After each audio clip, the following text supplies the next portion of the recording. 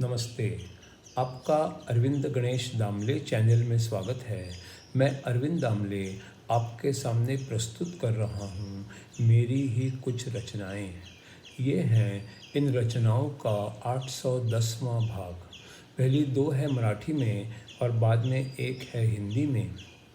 आपको ये रचनाएं पसंद आएँ तो मेरे अरविंद गणेश दामले चैनल को सब्सक्राइब करें, लाइक करें, शेयर करें और बेल आइकॉन दबाना ना भूलें। तो मेरी पहली वाली मराठी में रचना है, अंधार आणि प्रकाश ह्या दोघांवरही प्रेम करायला हवं. एक चांगलं आणि एक वाईट असं काही नसतं. प्रकाशावर प्रेम करा, कारण मग आपल्याला रस्ता दिसतो.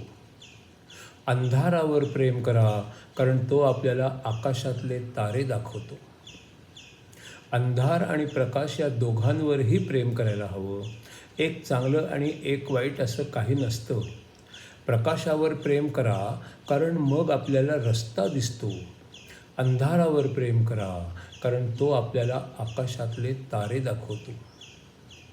दुसरी रचना आहे, काय काय केलं की ही काही प्रत्यक्षात कोणाची ओळख नसते. तुम्ही जे केलेलं आहे त्यातलं काय काय लोकांच्या लक्षात राहिलं आहे हीच तुमची खरी ओळख असते. तुम्ही काय काय केलं आहे ही काही प्रत्यक्षात कुणाचीही ओळख नसते.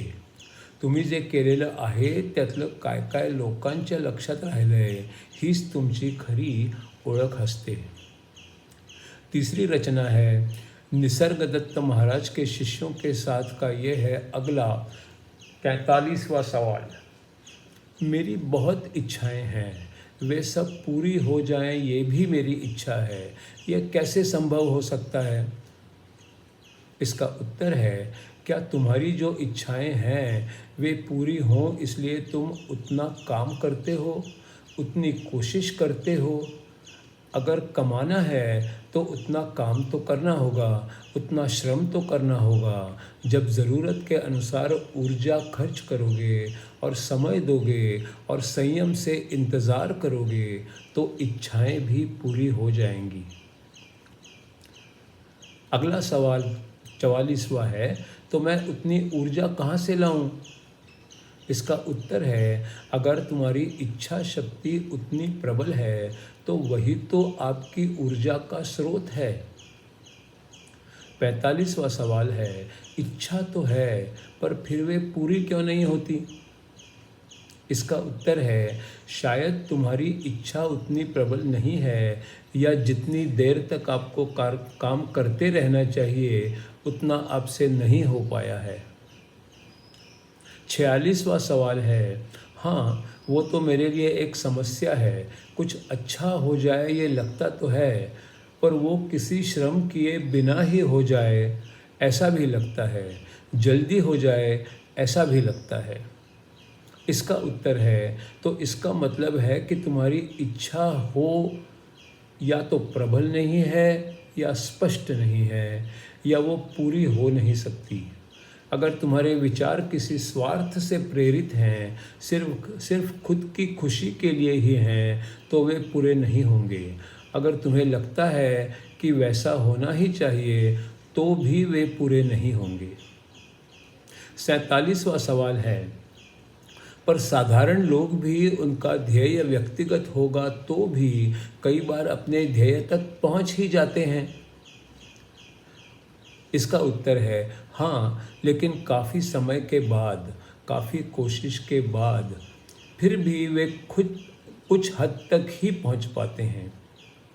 48वां सवाल है, और जो स्वार्थी ध्येय नहीं होते उन इच्छाओं का क्या होता है? इसका उत्तर है, अगर वो इच्छा सभी की भलाई के लिए हो तो सारी दुनिया तुम्हारे साथ होती है और फिर तुम कुछ भी गलत नहीं कर सकते. 49वां सवाल है, मनुष्य मात्र का कल्याण करना तो भगवान का काम है, मेरा नहीं. मैं तो केवल खुद की ही चिंता करता हूँ. क्या मेरे लिए मेरी इच्छाएं को पूरा करना ठीक नहीं है? अगर वो इच्छाएं न्यायिक हों और किसी का बुरा भी नहीं करती हों तो भी वो पूरी क्यों नहीं होती? इसका जवाब है इच्छाएं सही हों या गलत हों, मुख्य बात है नीयत। उस पर ही वे सही है या गलत हैं ये निर्भर करता है। 50वां सवाल है, तो फिर सही या गलत में फ़र्क कैसे कर सकते हैं? उनके बीच में अलगपन की रेखा कहाँ होती है? अच्छी इच्छा है या गलत इच्छा है, ये हम कैसे जान सकते हैं? इसका उत्तर है तुम्हारे लिए इतना ही जान लो, जो इच्छा तुम्हारे लिए और औरों के लिए दुख का निर्माण करती है वो गलत है, और जो सभी के लिए सुख का निर्माण करती है वो सही है। 51वां सवाल है, तुम्हें तुम्हारी समझ का ही उपयोग करना होगा। 51वां सवाल है, सब परिणाम तो बाद में ही पता चलेंगे, तो आज ही सही है या गलत है, इच्छा कौन सी सही है और कौन सी गलत है, ये कैसे पता चलेगा? इसका उत्तर है तुम्हें तुम्हारी समझ का ही उपयोग करना होगा। खुद को और सारी जनता में शामिल करना होगा, फिर सब पर एक जैसे परिणाम नजर आएंगे, अनुभव भी समान होंगे, सोच गहरी करनी होगी, हर संभव परिणाम के बारे में सोचना होगा, और वो सब होने की तुम्हारी इच्छा है क्या, ये भी सोचना होगा। सबके दुख सुख के बारे में सोचना होगा, तुम्हारे व्यक्तिगत मन और सोच को अलग करना होगा, इसके बाद क्या कर्म करना है इसका निर्णय लेना होगा। ये सब करने के लिए तुम्हें तुम वास्तव में कौन हो ये मालूम करना होगा, उसके बाद ही तुम में कुछ बदलाव आना संभव होगा। 52वां सवाल है, मैं वास्तव में कौन हूँ इसका क्या मतलब है, और उसे पहचानने का क्या मतलब है? इसका उत्तर है उसके लिए तुम क्या क्या नहीं हो इसके बारे में सब कुछ मालूम करना होगा। 53वां सवाल है, मैं क्या नहीं हूँ, अब ये क्या बात हुई? इसका उत्तर है मैं ये हूँ, मैं वो हूँ, मैं ऐसा हूँ, मैं वैसा हूँ। इस समझ के अनुसार तो तुम खुद को समझते हो और वो सही है।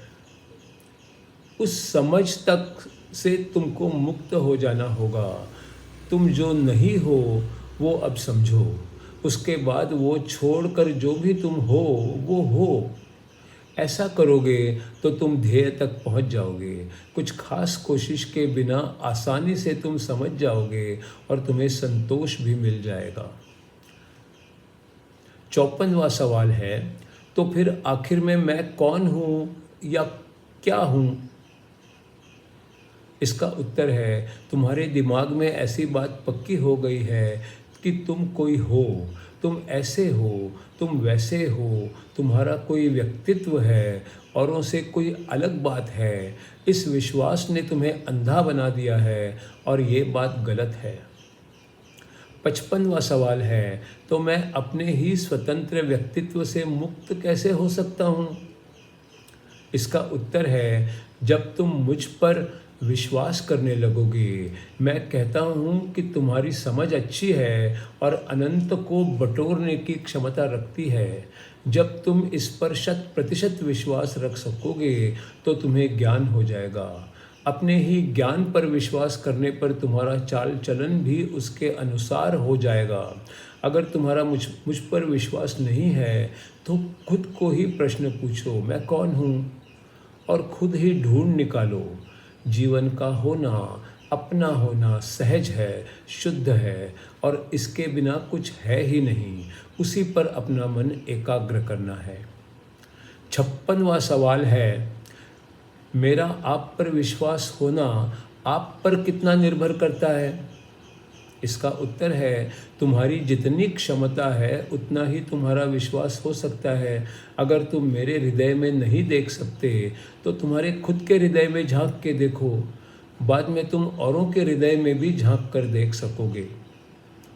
अगला 57वां सवाल है, मैं दोनों कैसे कर सकता हूँ?